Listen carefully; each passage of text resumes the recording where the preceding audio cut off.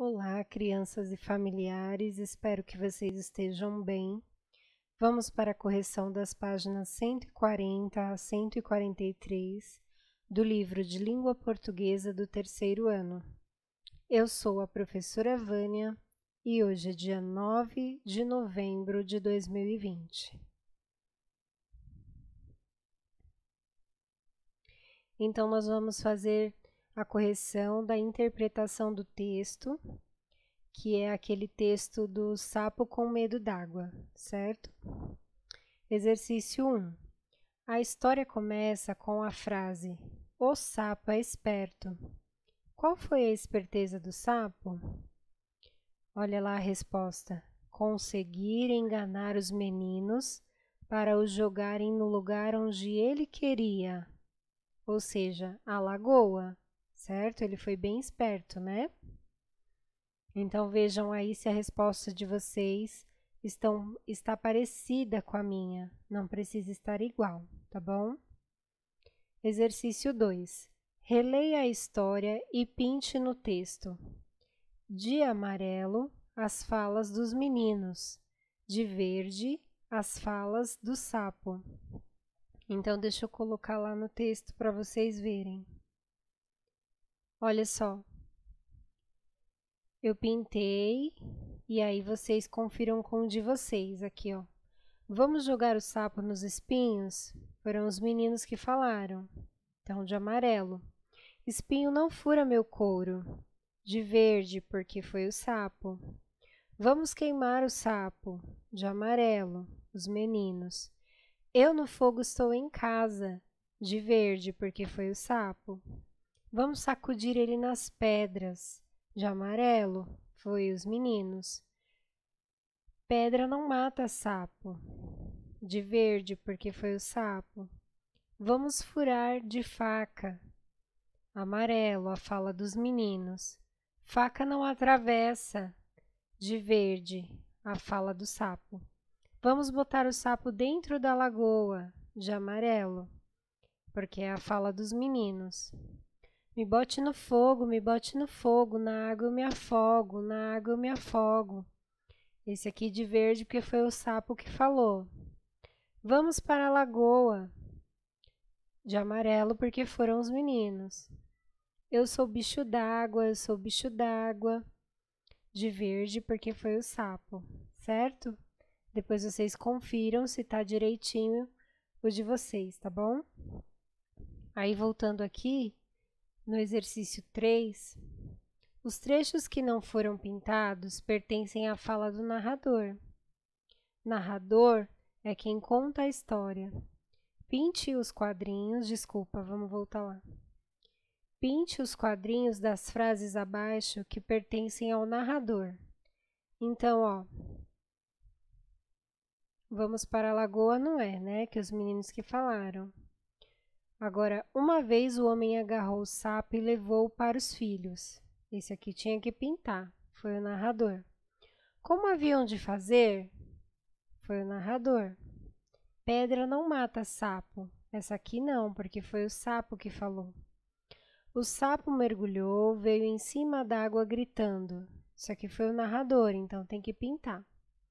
Aí o sapo ficou triste e começou a pedir com voz de choro. Também foi a fala do narrador, então tem que pintar, tá bom? Confiram de vocês. 4. Quem são os personagens desta história? Na história tinha um homem, tinha o sapo e tinha os meninos, certo? Então, confiram de vocês. Agora, vamos pular aqui o texto. Exercício 5. Releia o primeiro parágrafo. Nele, uma expressão indica que a história aconteceu em um tempo que não pode ser determinado. Escreva aqui, ó, uma vez. Uma vez não pode ser determinado porque, né, ó, tá escrito aqui. Uma vez o homem agarrou o sapo e levou para os filhos brincarem. Uma vez a gente não sabe quando é. Pode ser qualquer dia, né? Então, é um tempo que não pode ser determinado. Era para copiar aqui, tá bom? 6. O que o homem fez com o sapo? Era só copiar de lá do texto. Ó, o homem agarrou o sapo e levou para os filhos brincarem, certo? 7. Releia a frase. Os meninos judiaram dele muito tempo, e quando se fartaram, resolveram matar o sapo. Que palavras ou expressões podem ser usadas no lugar das que estão destacadas, mantendo o mesmo sentido? Então, aqui, ó, sugestões de respostas. Judiaram pode ser a palavra maltrataram. Se fartaram é quando você se cansa, se enjoa daquilo que você está fazendo. Então, ó, enjoaram-se, cansaram, certo? Tem que ter palavras parecidas com essas, tá bom? Confiram de vocês. 8. Ligue o que os meninos usariam contra o sapo a cada um dos argumentos do animal para se salvar. Então, quando eles falaram que ia usar espinho, tinha que ligar aqui, ó. Que ele falou, o sapo falou que não atravessa a pele, os espinhos. E pedras, quando eles falaram, aí tinha que ligar aqui, ó. Não mata o sapo a pedra. Fogo, tinha que ligar aqui, ó. Se sente em casa com fogo. E água, por último, tinha que ligar aqui, que ele falou que a água afoga o sapo. Mas ele estava mentindo, né? Era para ele se salvar. Confiram se o de vocês está certinho. Era só olhar no texto que batia certinho, tá bom? Exercício 9. Os meninos maltrataram o sapo e queriam usar contra ele aquilo que mais prejudicasse o animal. Conversem o que vocês acham dessa atitude. Bom, aqui não tem lugar para responder, mas eu tinha pedido para vocês pensarem, porque é uma coisa muito ruim, né? Ficar pensando só no que vai maltratar o animal, né? E outra, quando você maltrata um animal, você comete um crime ambiental. Tem até uma lei que defende os animais e diz que você está cometendo um crime quando você mata um bicho ou quando mesmo você só quer judiar. Tá bom? Não pode.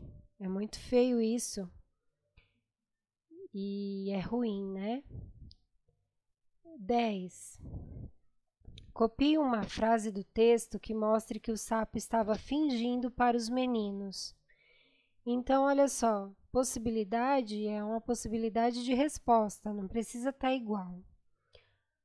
Olha o pedaço do texto aí, o sapo ficou triste e começou a pedir com voz de choro. Ele não estava fazendo voz de choro, desculpa, gente, ó, voltei. Ele não estava fazendo voz de choro, ele estava fingindo, certo? Então, é aí que tá pedindo para copiar uma frase onde ele estava fingindo, é essa frase, tá bom? 11. Releiam o final da história e conversem sobre ele. Por isso, quando vemos alguém recusar o que mais gosta, dizemos: é o sapo com medo d'água. Que frase poderia substituir a frase final com o mesmo sentido? Escrevam. Aqui são sugestões de resposta, tá bom? Não precisa estar igual. Então, o sapo com medo d'água quer dizer assim: gosta e diz que não gosta. Gosta e finge não gostar, né? Gosta e finge que não gosta da água. Aqui, ó, quer e finge não querer, né? Quer ir para a água, mas finge que não está querendo. Aceitar outras possibilidades. Isso daqui está falando que vocês podem responder o que tiver aproximado disso, tá bom? Não precisa estar igual ao meu. Exercício 12. Esse conto popular traz palavras e expressões que revelam marcas da língua falada, isto é, linguagem do dia a dia mais informal. Copie do texto um exemplo de: letra A, palavra formada pela junção de dois sons em um só. Então, aqui, ó, d'água em vez de água, nágua em vez de na água, que tira uma letrinha, tá vendo? Letra B, palavra que imita um som, onomatopeia. A palavra era tibum. que imita o som da água, certo? Letra C, repetição. Ele falou, me bote no fogo, na água eu me afogo, na água eu me afogo. Isso foi bem repetido, né? Que era o que dava pra gente copiar. Tá bom? E aí, por último, tinha uma pesquisa sobre os sapos. Eu espero que vocês tenham feito e descoberto coisas muito curiosas, assim, do que o sapo pode fazer pelo meio ambiente, pela nossa vida até, porque eles comem as moscas que podem estar, assim, em cima da nossa comida, transmitindo bactérias, entendeu?